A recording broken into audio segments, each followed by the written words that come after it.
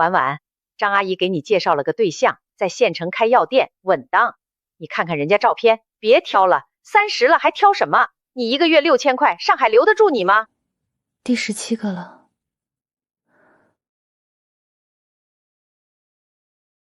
等你半小时了，今天加班，刚下班。坐，我今天找你有正事。2万，我认识个雇主，顾行舟，做建筑的，业内很有名。别墅住着一个人，妻子常年不回家，他要个懂事的助理，管日程跑腿，有时候帮忙招待客户，活不重，就是要住进去。住进去，有独立客房，干净，待遇好。你现在住那个隔断间，一个月3500值吗？他妻子长期在外地，跟这个没关系。你就是个助理，合法雇佣，合同白纸黑字。我再想想。那行，你不去，我找别人问问。这种机会等人的。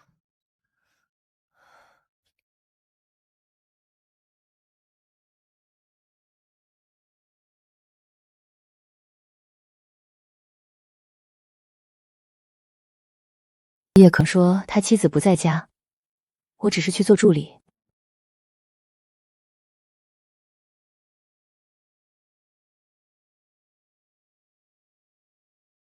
这张照片是叶可从几十张里挑出来的。这张照片是叶可从几十张里挑出来的。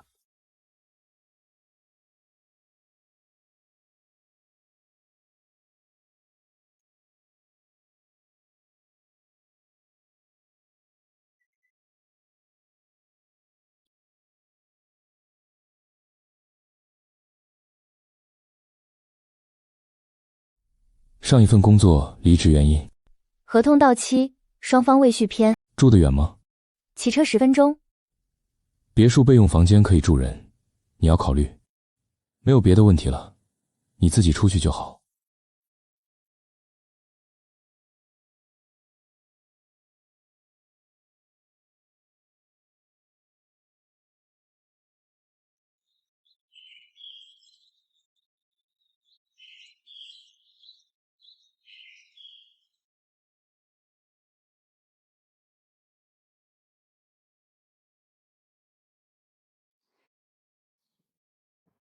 没戏了，3个问题让我自己出去。哦，那正常，他就这样。什么叫正常？他刚发消息问我，你明天几点能到？说让你明天去上班。那个眼神我见过，在县城，在菜市场，在所有人开口之前。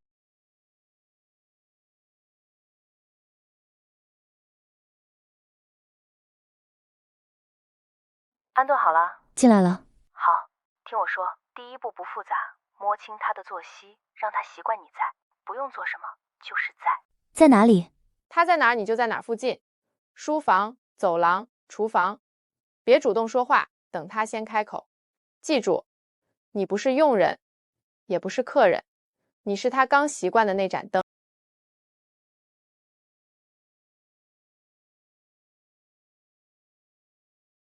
没睡。等您有什么需要。不用等。那我把热水放在这里。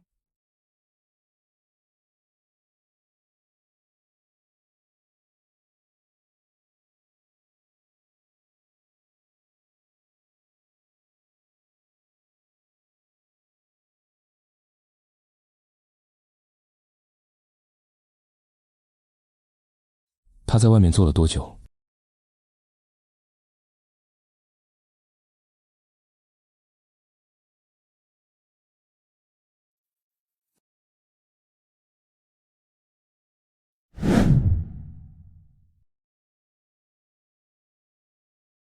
又不接，打了多少次了？婉婉，你什么时候回来？王家的儿子一直等着，人家条件那么好，你在上海也没什么出息，还不如回来踏踏实。妈，我在上班。上班，你上班把自己耽误了，都30了，王家那还愿意等，你还挑什么？你以为你在大城市就……你听我说话没有？妈，我一会儿给你回电话。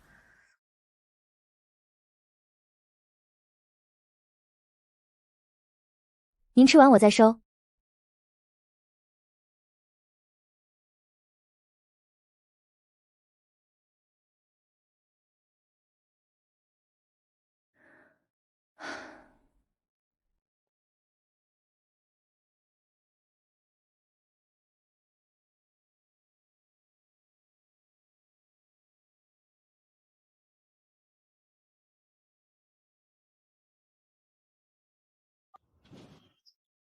怎么这么早啊？他把早饭吃完了。他在家吃早饭？全吃了。哎，这比我想的快，你做的很好，继续。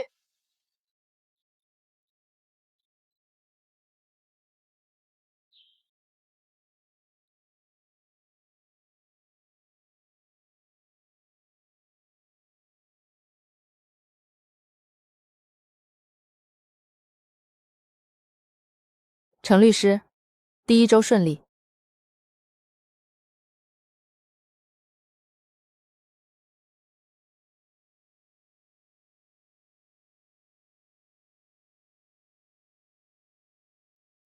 顾行舟在哪儿？书房。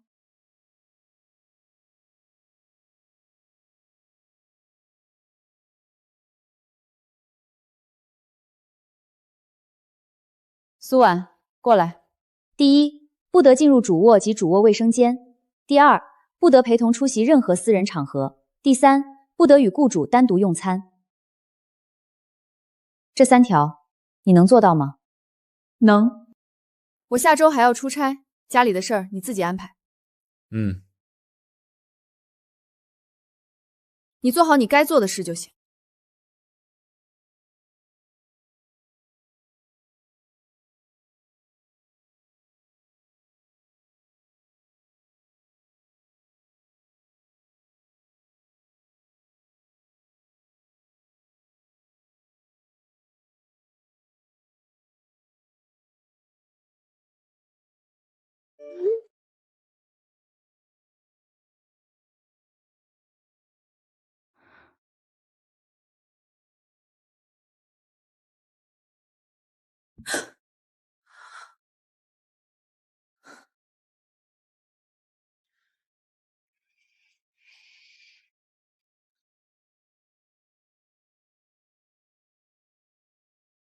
顾先生，书房的灯还亮着，我煮了咖啡。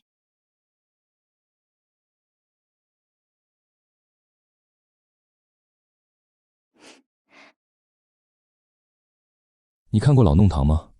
这一片要拆改，开发商要做新外面，但原来的砖缝纹路全要抹掉。这里如果保留原来的砖缝纹理，住过的人一眼就能认出来。你懂什么叫场所记忆？不懂。但我老家的老街拆了以后，我妈说她找不到回家的感觉了。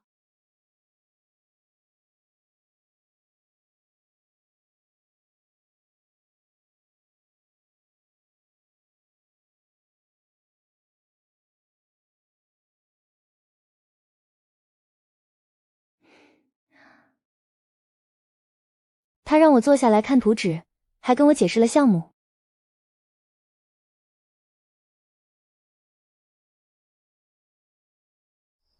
好，下一步让他依赖你，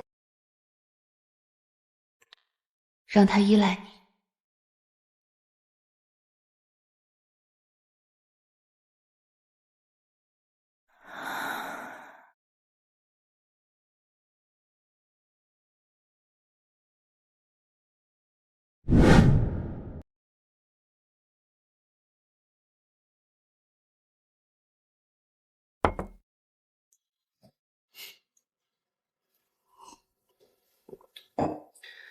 小苏，你是湖南哪人？湘南县城，小地方。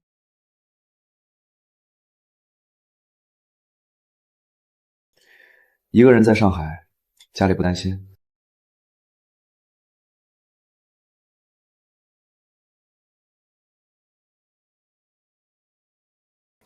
担心，但习惯了。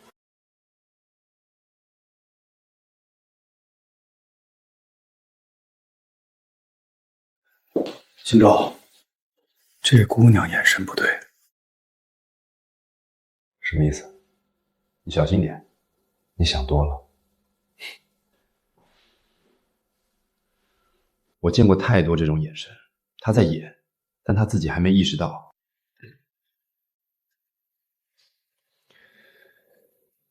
她一个县城来的姑娘，能图我什么？图什么我不知道，但你记住我今天说的话。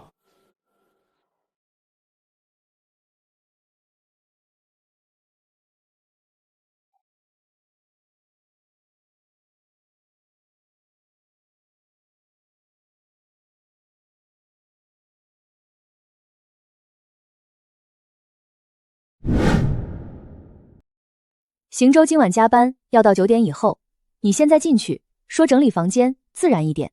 第二步就这么简单，走进去，让他看见你在他的空间里。就这么简单。他9点才回来，现在才7点半。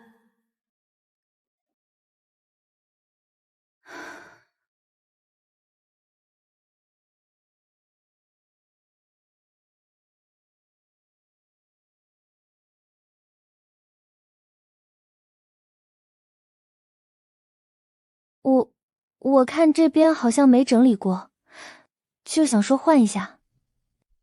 这个解释站不住脚。这里不用你整理。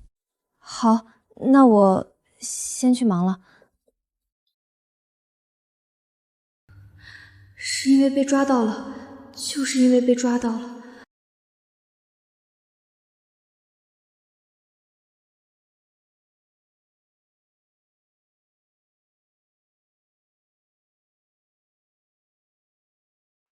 这么晚了，怎么了？今天被他撞见了。我进了主卧，他提前回来了。他怎么说？他说这里不用你整理，没有追问，也没有生气。那就好，这说明他没把你当外人。程姐说的对，下一步就是让他更依赖你，不是表面上的，是真的依赖。什么意思？他会习惯你在，你不在的时候，他会想你在。你做得很好，继续。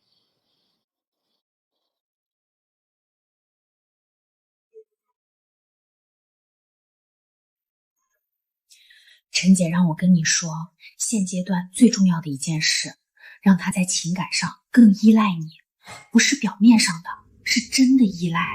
怎么叫真的依赖？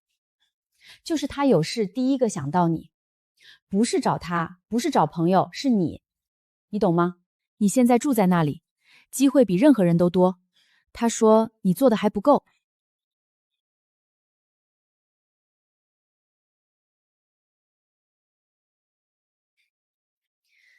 总之你心里有数就行，别太刻意。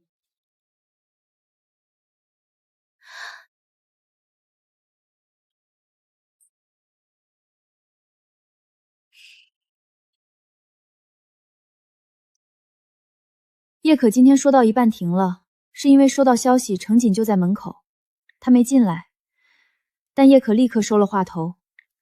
他们之间有实时联络，不是偶尔通气，是实时的。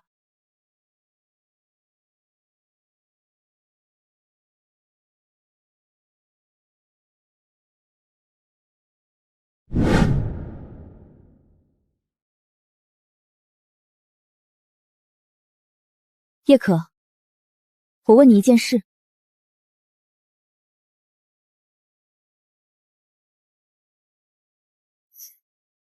陈景，顾行舟老婆那个。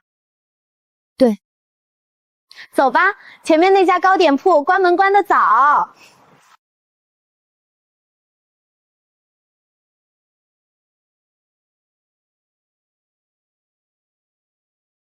2024年5月4日。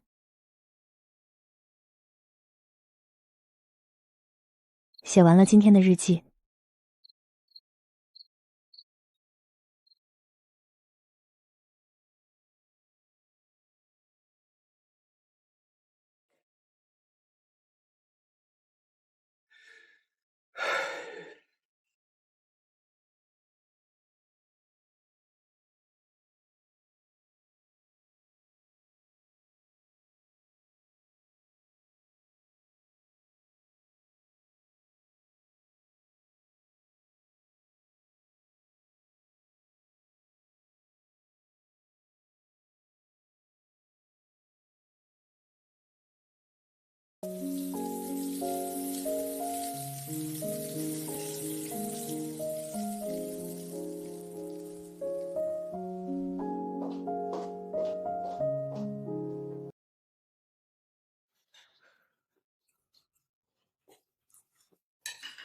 红糖糍粑不错。吃饭呢？进来。你刚才说的那句话，哪句？红糖糍粑不错，你连名字都主动说出来了。我只是说了个事实。你平时吃东西说过菜名吗？你开始在意它了？没有。那你刚才为什么要特意说出那个名字？你这个人什么都往里压，总有一天要出事。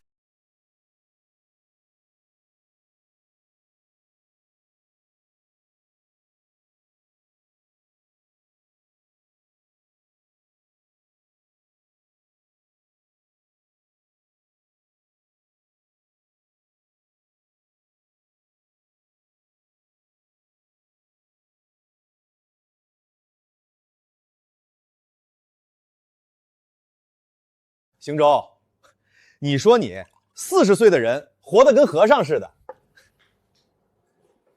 我跟你说，离婚有什么大不了的？我离了，你看我现在不是活得好好的？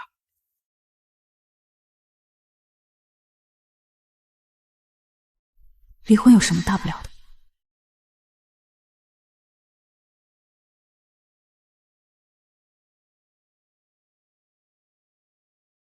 不满意？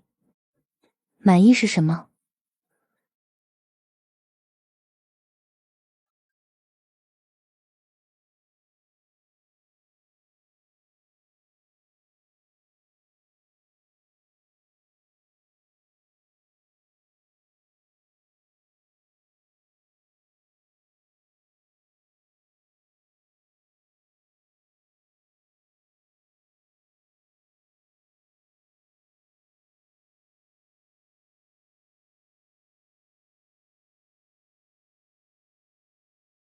上来。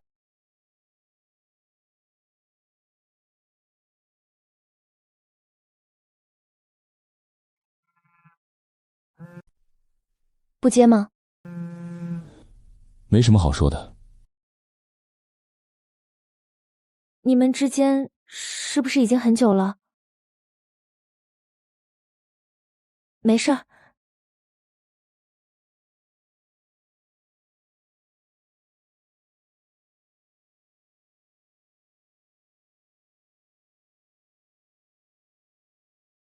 程姐让我带句话。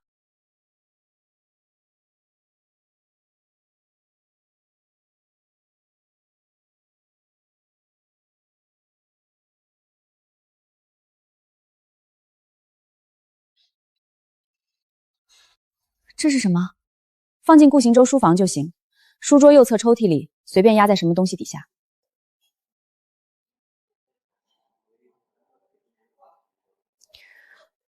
我不做这个。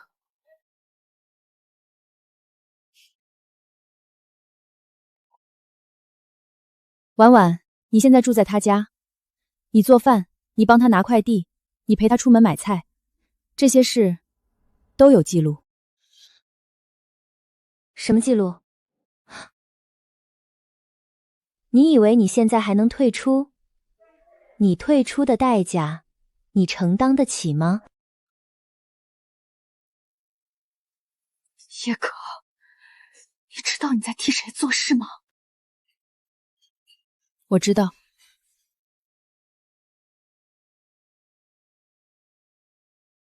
想清楚再决定。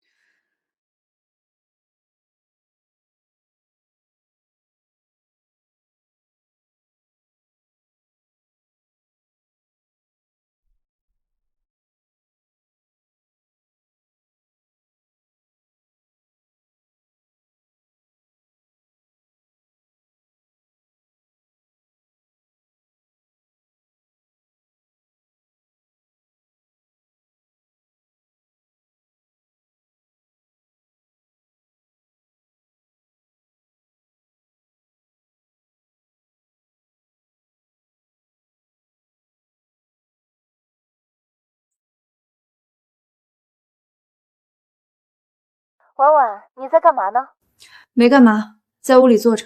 哎，我问你，今天顾建筑师在家吗？我上午路过你们那个小区门口，看见他车停着。在，他在书房。那你们两个最近还好吗？挺好的。真的假的？你之前说他不怎么跟你说话。我说过吗？不记得了。行吧，你好就好，有空出来喝茶哦。最近都没见着你。有空联系。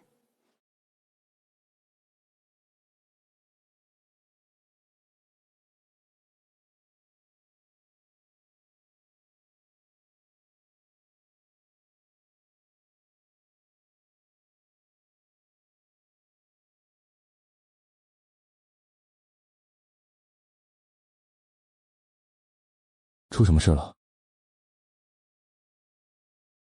没有。眼睛红的。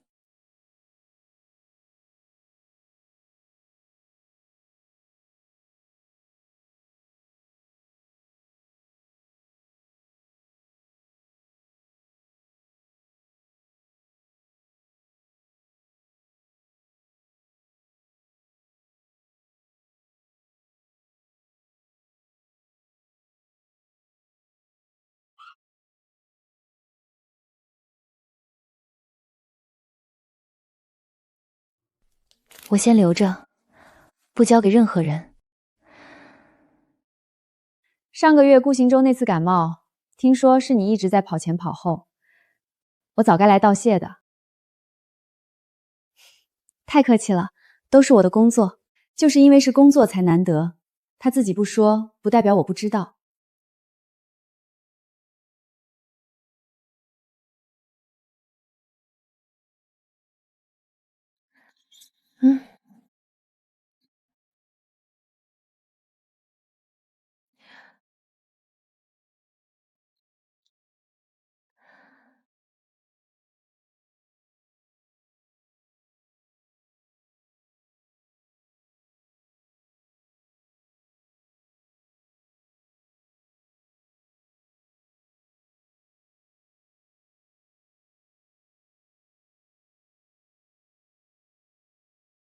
我想了想，还是还给您。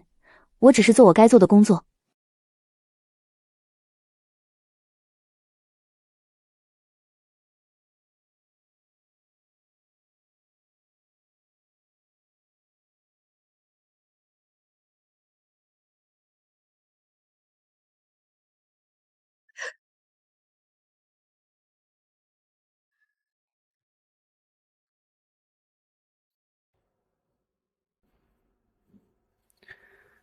你知道他们俩怎么走到一起的吗？不知道。各取所需。程锦要他的人脉，他要他的法律背景。那时候他手上有个项目，审批环节麻烦，需要有人撑着。程锦正好懂规程，在那个圈子里有路子，所以两人一拍即合，婚结了，项目推了，两个人心里都清楚那是什么关系，就是不说破。3年前，他发现账对不上了，程锦把一笔项目资金悄悄转走了，走的是他自己的渠道，对方是他一个旧客户。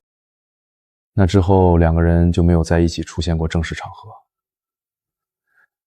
他找他谈，他说离婚会影响项目审批，说时间点不对。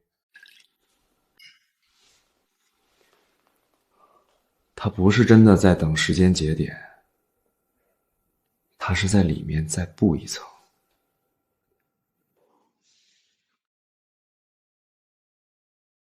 说什么了？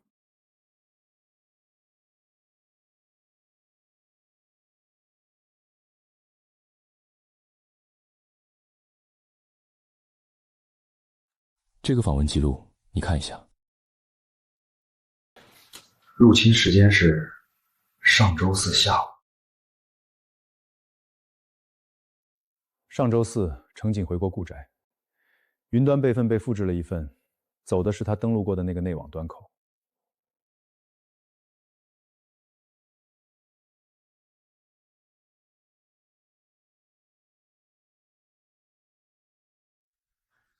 旧城改造的核心图纸，上周四被人复制了一份完整电子文档，入侵时间和你那天回来的时间完全吻合。你在说我偷你的图纸？我在说这份记录。顾行舟，你事务所那几个合伙人，你心里没数吗？那个端口谁都用过，你拿这个来问我。那份文件的访问路径在这里，你看清楚再说。我不需要看。你要怀疑，去查你自己的人。你以为我稀罕你那个项目？你现在做的每一件事儿，都在让这段婚姻难看。是谁让他难看的？你清楚。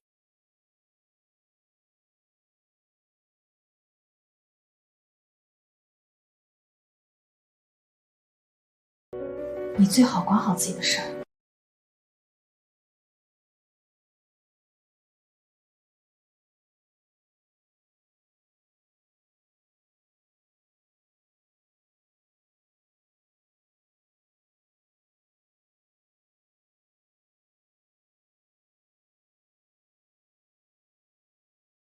婉婉，这边我都等一会儿了。堵车，不好意思，没事没事。你喝什么？我叫单。上次的事儿你做得很漂亮，程锦那边没有起疑，就是搭把手，没什么。接下来有件事儿比上次难一点。什么事儿？顾行舟这个人你也看出来了，他防线很厚。程锦的意思是，光靠外围施压不够用了，得有人能真正摸到他在意什么，他心里的软处在哪儿。你是说让我靠近他？不是靠近，是读懂他。你跟他朝夕相处，比谁都有条件。我尽量。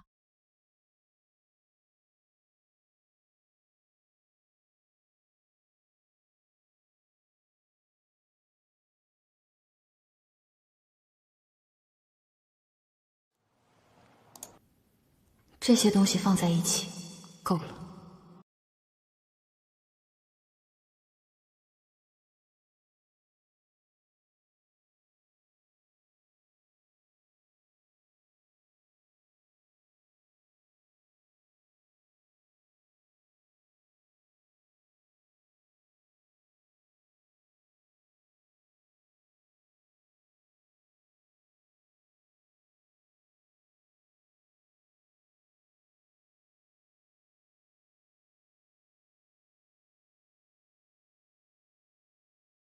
早饭想吃什么？随便都行。那就你决定。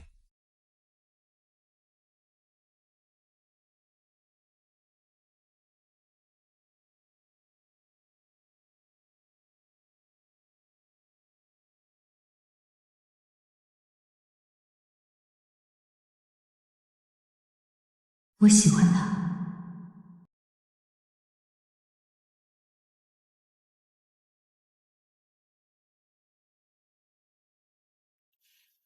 这3个字力道轻了，手笔没有往左带。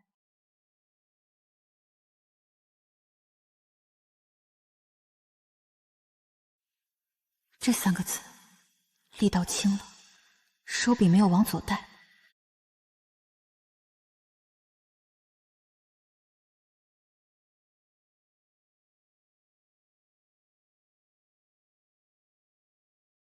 放开，放开！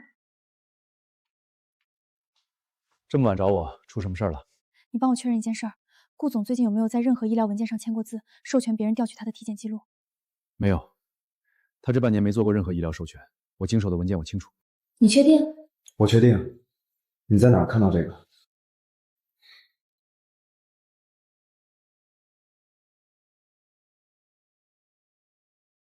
这个签名比例不对。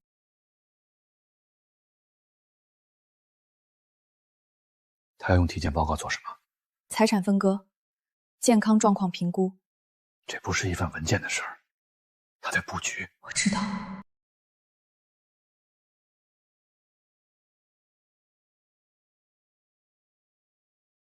一份伪造委托书，一份体检报告，这只是他准备好的第一张牌。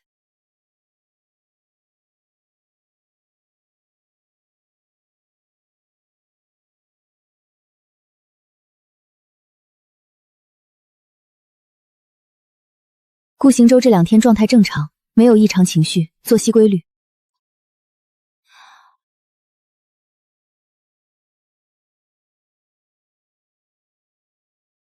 知道了。魏松，我问你一件事儿，你不用问我为什么。说。顾行舟名下的账户最近有没有大额异动？你能查到吗？你发现什么了？我只是提醒你留意一下。行舟，你名下那个账户上周有一笔40万的划转，你知道吗？什么时候的事儿？上周4，对方账户是一家注册不到半年的咨询公司。你知道多久了？今天才确认。谢谢你告诉我。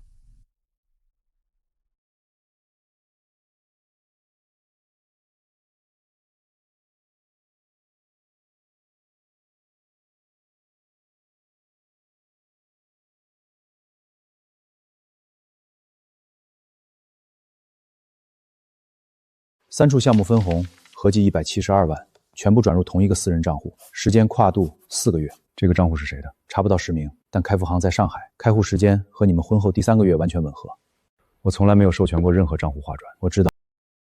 3处项目分红，合计172万，全部转入同一个私人账户，时间跨度4个月。这个账户是谁的？查不到实名，但开付行在上海，开户时间和你们婚后第3个月完全吻合。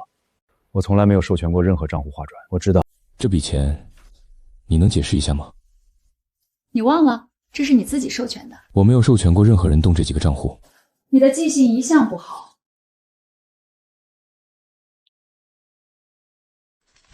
这个签名不是我写的。第三方见证机构的章在上面，你要去质疑第三方见证机构的人。笔迹可以鉴定？当然可以，你去鉴定。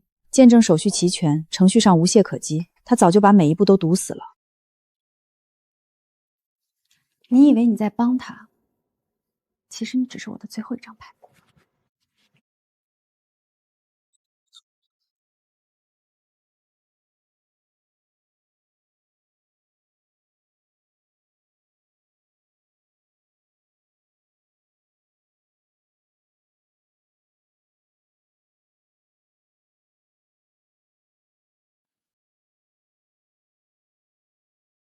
你看一下。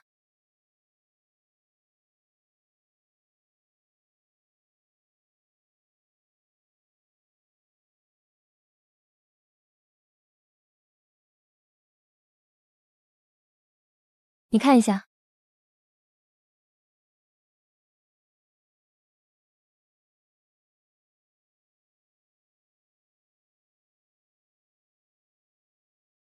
从一开始，你就是程锦安排进来的。是叶可介绍我来的。叶可？对，但我后来做的每一件事都不是按他们的剧本走的。你怎么证明？我没办法证明，我只知道那笔钱我没拿，录音是我录的，照片是我拍的，我把这些交给你，不是为了别的。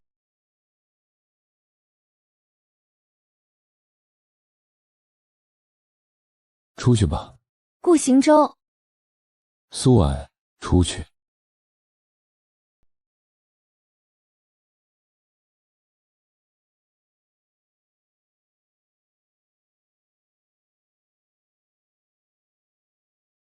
苏婉。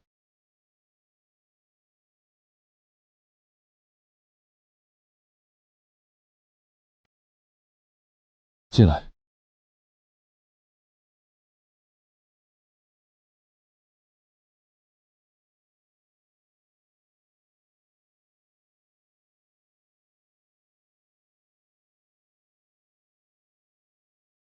你还在？魏先生，你知道我为什么来？行舟跟我说了你的情况。进来。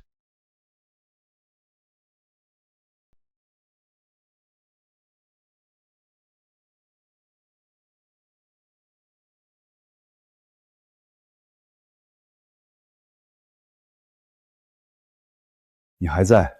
魏先生，你知道我为什么来？行舟跟我说了你的情况，还有没有瞒着的事儿？现在说清楚。没有了。你确定？确定。录音笔里有程锦和叶可的完整对话，胶囊我送去检测过，这是报告原件，第2页有成分明细，剩下的交给你们。他把全部的东西都给出来了。先安置好自己，这边我来处理。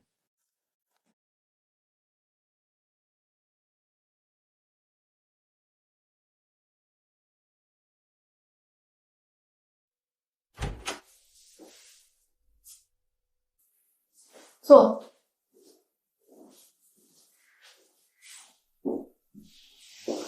程姐，找我什么事儿啊？神神秘秘的。他在收集什么？你应该比我清楚。我需要你出面说一件事，就说苏婉从进门那天起就主动贴着行舟，是她自己要往上凑的。陈姐，这种话有什么说不了的？你们认识这么久，你替闺蜜作证，再正常不过。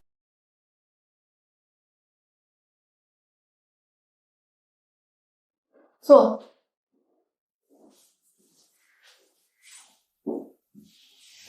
程姐，找我什么事儿啊？神神秘秘的。他在收集什么？你应该比我清楚。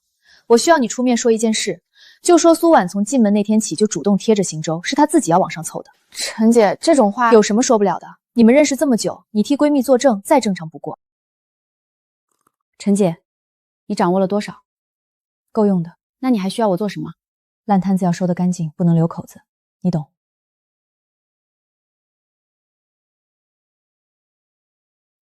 程锦刚才推过来的那张截图，还有他说够用的时候的语气。程锦拿到的那张截图我没给过他，他自己查到的。他查到苏婉，早晚也查到我。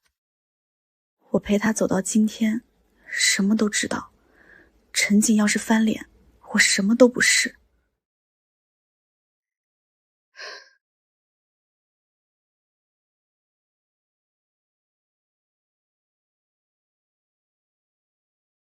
昨夜那条消息，程姐已经知道了，你最好小心点。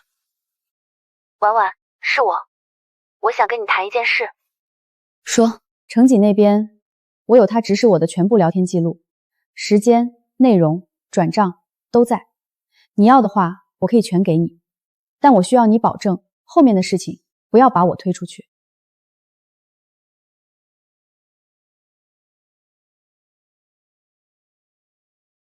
你把记录发过来，但我不保证什么。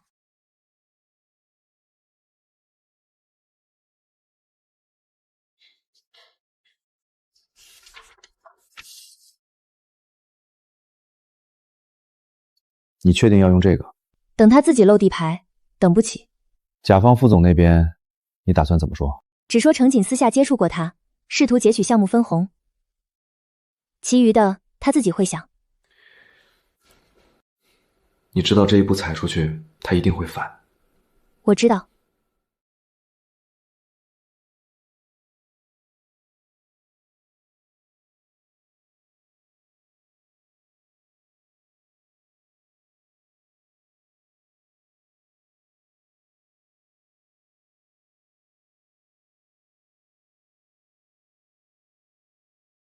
他主动约见面。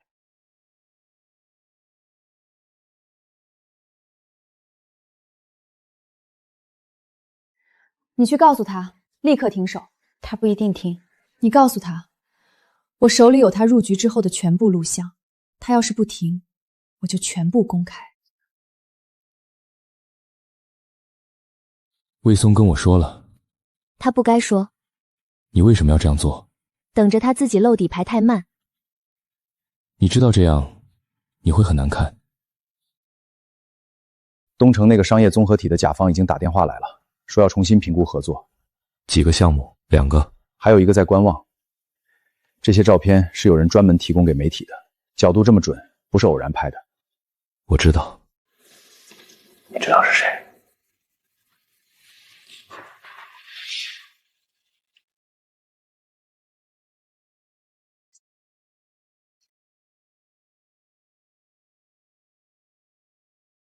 他动了，比我预期的早2天。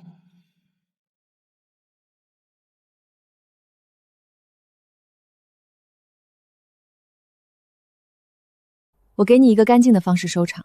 说。共同资产你全部放弃，签字，我让媒体撤稿，这件事到此为止。你觉得这是交换？这是你能拿到的最好的结果。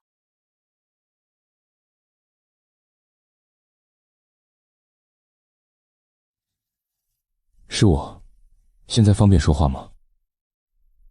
我们谈谈离婚的事。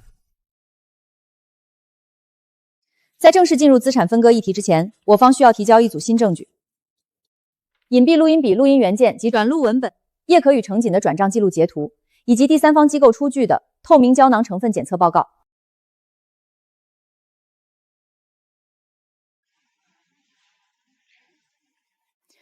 录音的取得方式存疑，转账截图来源不明，这些材料的合法性，我方保留质疑权利。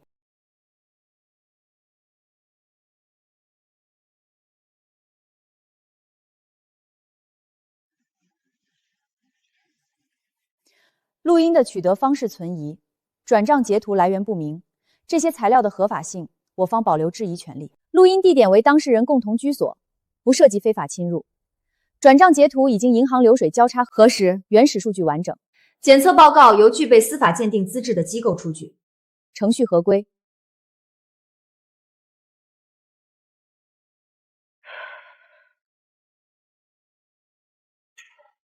可以进来了。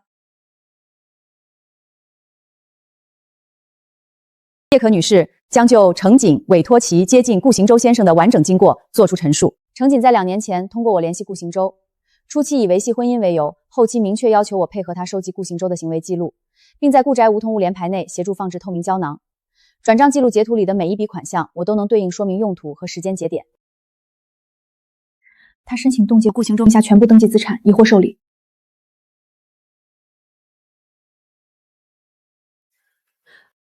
冻结申请覆盖的范围里，有一批资金的来源，我们需要立刻核查。他申请冻结顾行4图片名下全部登记资产，已获受理。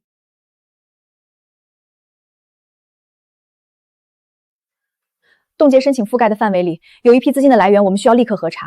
这3笔是项目公款，进账时间在婚前，账户流水有完整记录，冻结令无权触碰这部分。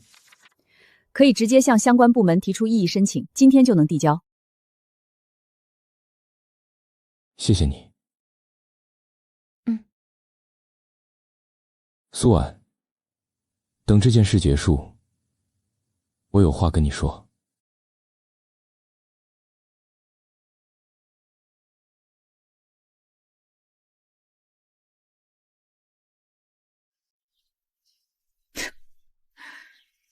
就算我输了，你以为你能得到什么？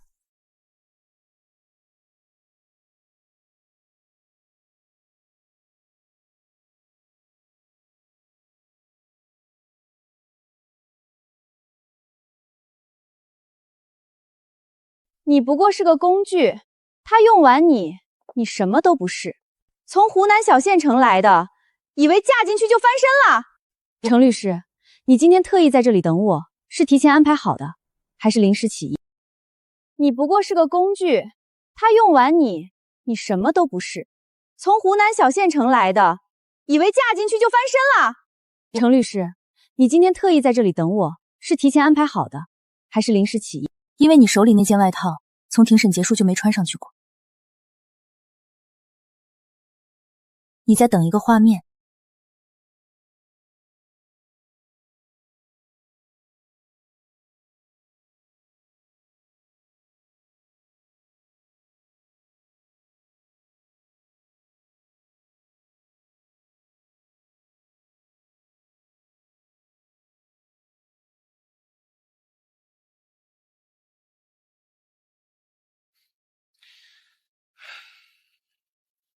项目那边可以重新约时间了。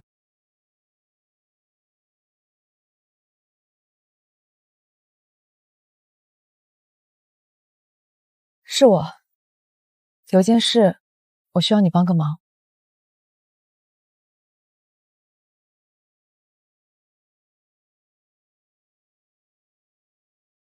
顾总，这份文件上的字是你签的，当年的债务关系白纸黑字。你是程锦找来的？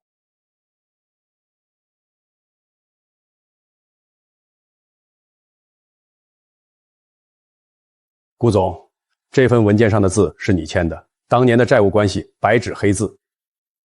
你是程锦找来的？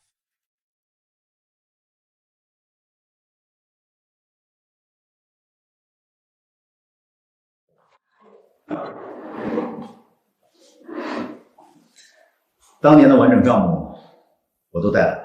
这份债务文件上的签名日期是11年前，但你看这里，那个月顾行舟人在国外做项目，全程都有出入境记录，他不可能在上海签这个东西。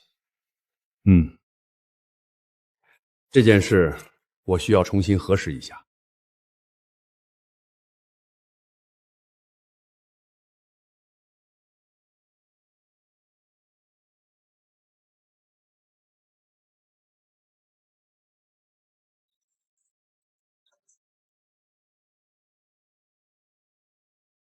你知道我为什么能这么快赶过来吗？这份文件3年前就有人动过手脚，我当时留了底，就是因为我知道它早晚会被人拿出来用。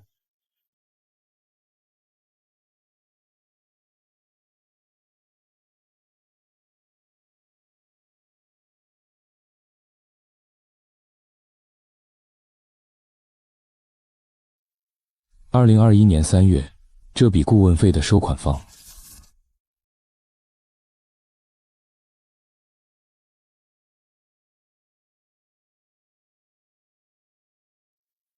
2021年3月，这笔顾问费的收款方。注册地是香港，法人信息是空白。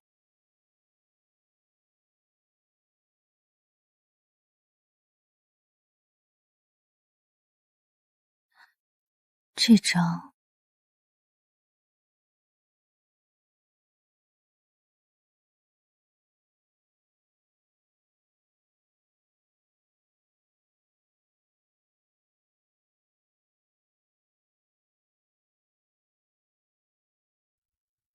这张照片拍于什么时候？4年前，那时候你们还没结婚。他找过来的，他知道我跟苏婉是朋友，他说他只需要我帮一件事，在合适的时候把苏婉推进你们的圈子。我以为就那一次，后来他每隔一段时间就联系我，每次都有新的要求，我已经退不出来了。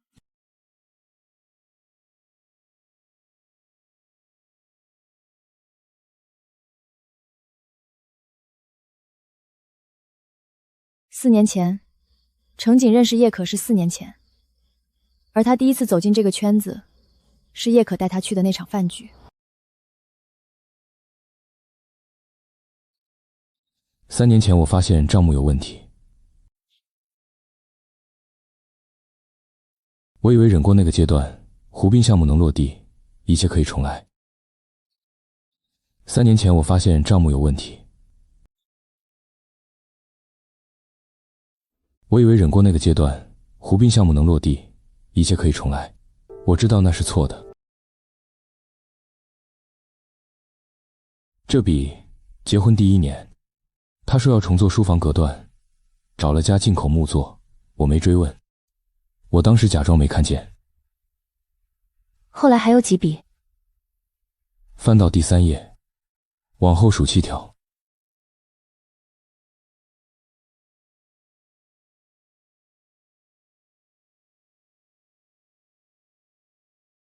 他们之间的事儿，你不用操心了。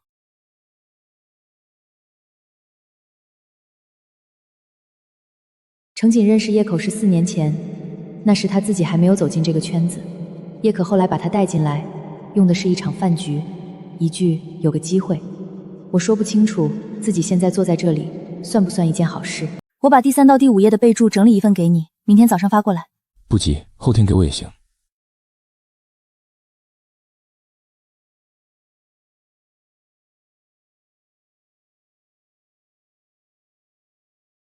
相关部门今天上午驳回了，恶意冻结、证据不足，申请不予支持。我知道了。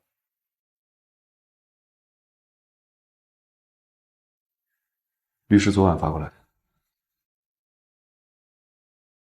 相关部门今天上午驳回了，恶意冻结、证据不足，申请不予支持。我知道了。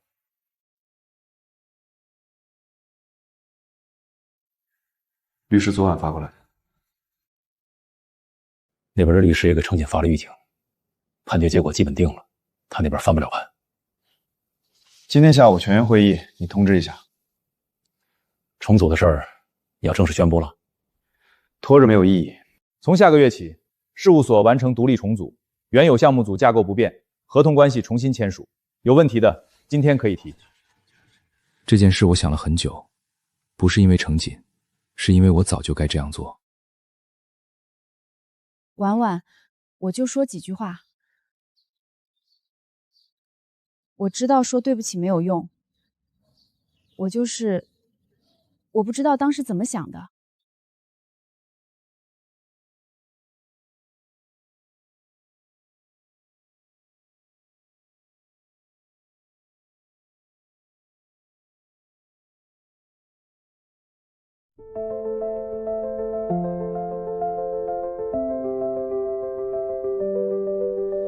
那份调查报告今晚发给我。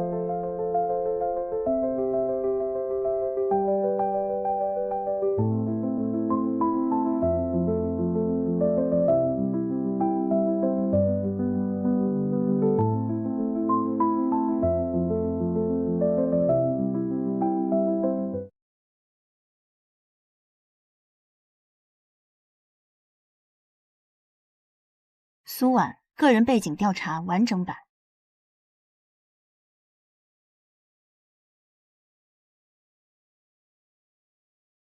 申请审理庭注意，证人苏婉，大专学历，无固定职业，系经人介绍入住被告家者，其证词的客观性存疑，请审理庭参阅附件中的个人背景调查及入住初期监控截图。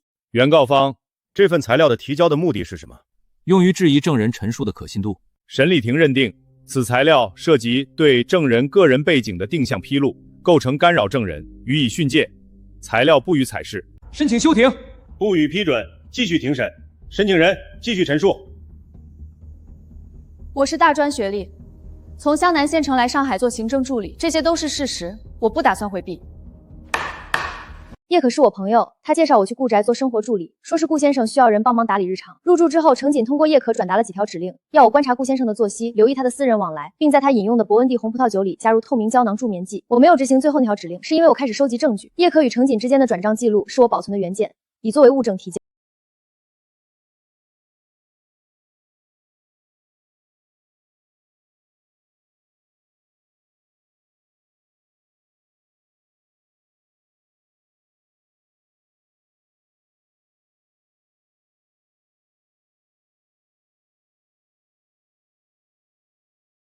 辛苦了。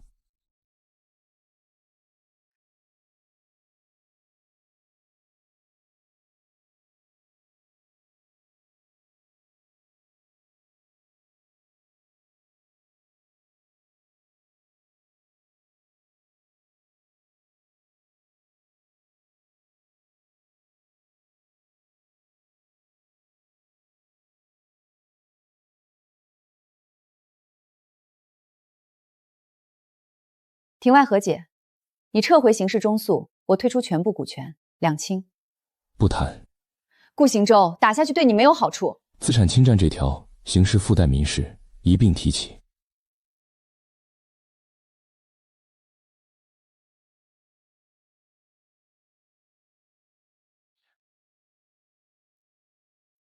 他不会就这么算了。我知道。当日傍晚，建筑行业协会发函，要求事务所3日内就资质问题提交说明材料。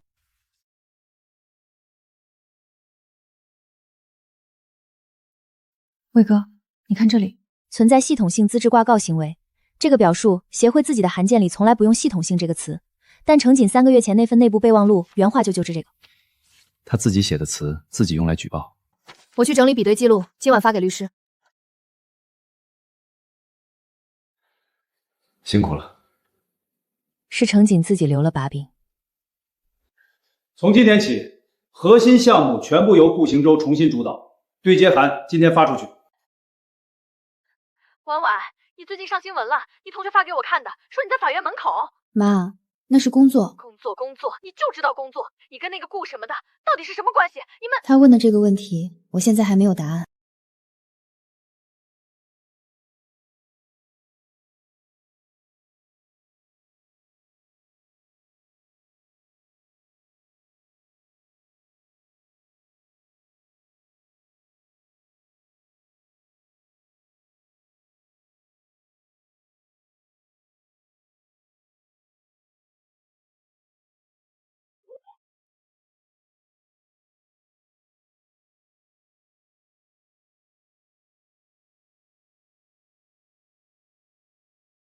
打算去哪里？还没想好，先找个地方住下来。你应该知道我最开始是怎么进这个家的。说吧。是叶可找到我的，在我刚来上海工作还没着陆的时候，他说你们家需要一个助理，说这是个机会。他那时候跟我说的话，现在想起来每一句都是设计好的。他知道我需要钱，知道我怕回老家，知道我会动心。我不是没有犹豫过，但我还是进来了。后来发生的事儿你都在场，不不解释了。我知道。什么？叶可联系你这件事，我早就知道了。我只是想听你自己说出来。你知道，然后呢？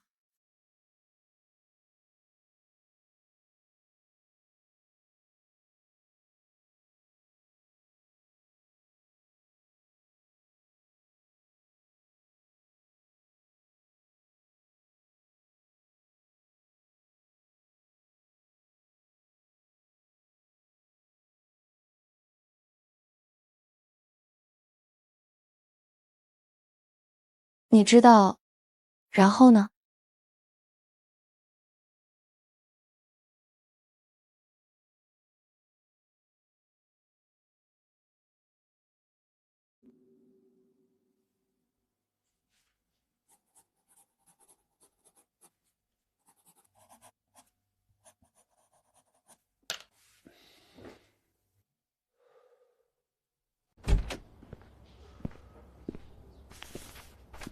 西乡的采光改造，住户是谁？行，你不说，那我替你问。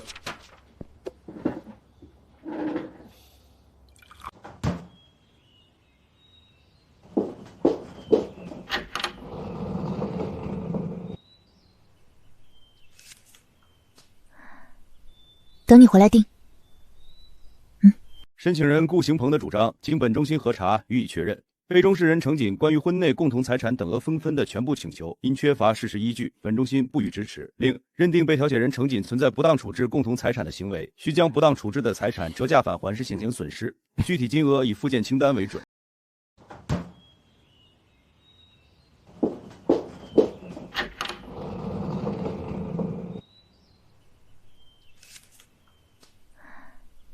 等你回来定。申请人顾行鹏的主张经本中心核查，予以确认。被中事人程锦关于婚内共同财产等额分分的全部请求，因缺乏事实依据，本中心不予支持。另认定被调解人程锦存在不当处置共同财产的行为，需将不当处置的财产折价返还时现行损失，具体金额以附件清单为准。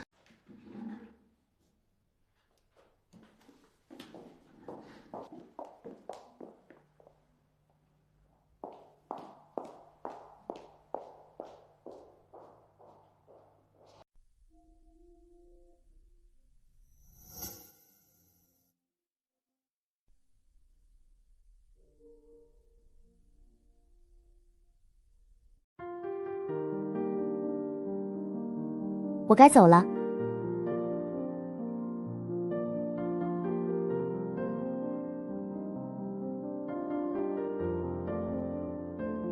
这是辞职申请，这是这段时间所有的报酬。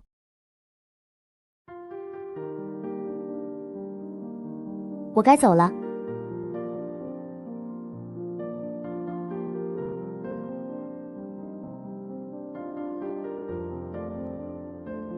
这是辞职申请，这是这段时间所有的报酬，一分没动。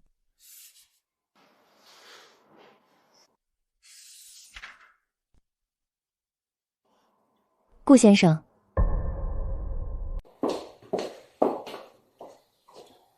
他上个月推掉了杭州和成都2个项目，都是签约前1天撤的。我没资格劝你，就是觉得你应该知道这件事儿。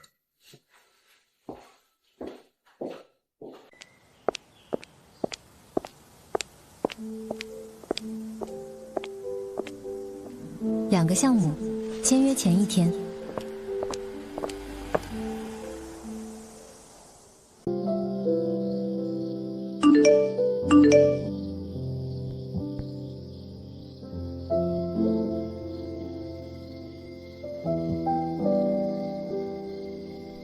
苏婉，妈，你怎么来了？怎么，我来看看我闺女，还要打报告啊？这就是你住的地方，这一排都是你们家的。妈，这就是邢州吧？长得真好。我是婉婉她妈，你叫我苏阿姨就行。苏阿姨，进来。不打扰，不打扰，我就是来看看婉婉，你忙你的。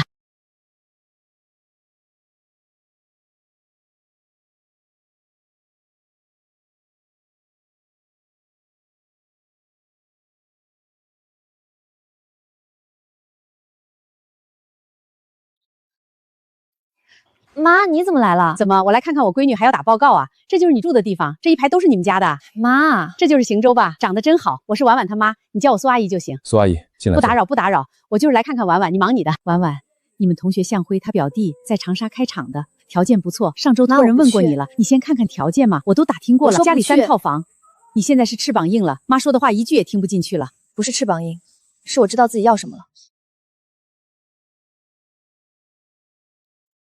程瑾要求苏婉就干扰婚姻关系承担民事赔偿责任。您好，我需要法律咨询，我这边有一份律师函。你自己的路自己选。你等多久了？不久，刚才的我都听见了，包括那份律师函的事。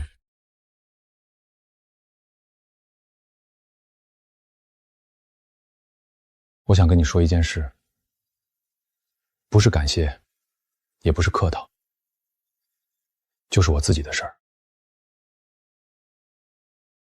你等多久了？不久，刚才的我都听见了。你看最后那份律师函的事，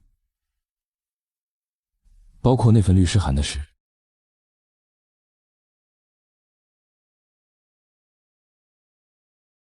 我想跟你说一件事，不是感谢，也不是客套，就是我自己的事儿。我喜欢你，不是因为你帮过我，也不是因为那段时间住在一起，是你这个人。你确定不是移情？我想过这个问题。那你确定不是感谢？如果是感谢，我会请你吃饭，不会站在这里说这些。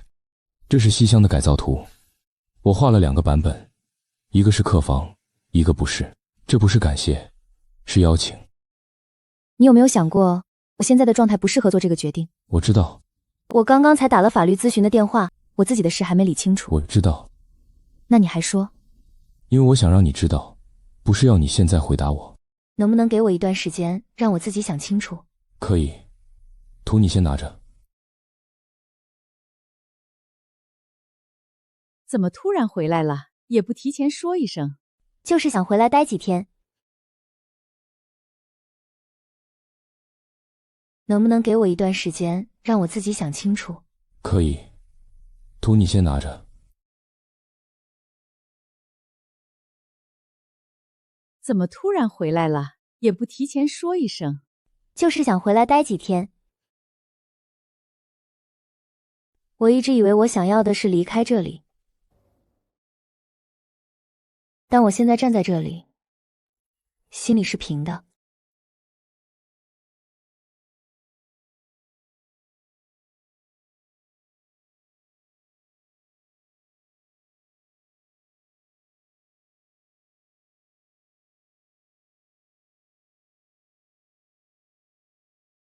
我想清楚了，但是我要说的话，不能就这么站着说。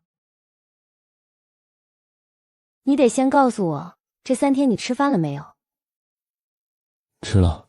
沉默说你没怎么吃。今天有一件事儿要正式宣布一下，苏婉从今天起正式担任事务所运营负责人。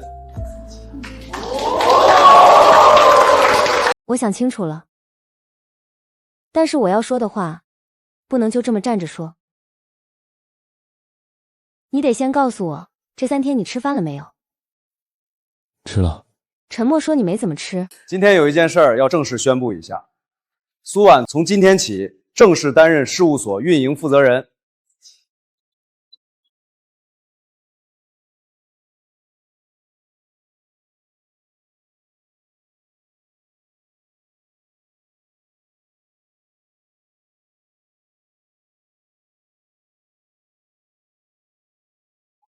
他走之前，还是写了这封信。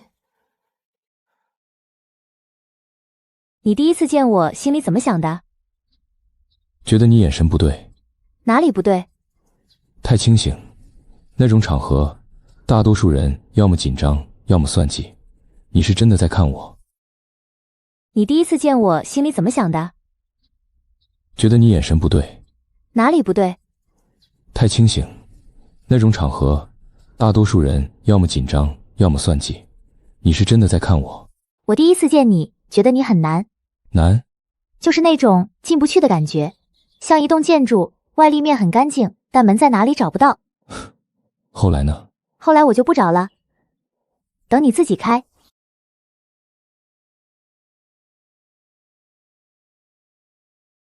这笔钱从哪里来的，我清楚，送到这里，算是还干净。这个项目从方案到落地前后2年，有很多人帮过我，但我想单独提一个人，我的伴侣苏婉。她不是建筑师，但她让我想清楚了一件事儿：空间是给人住的，不是给人看的。进这扇门的时候，我以为自己只是借住，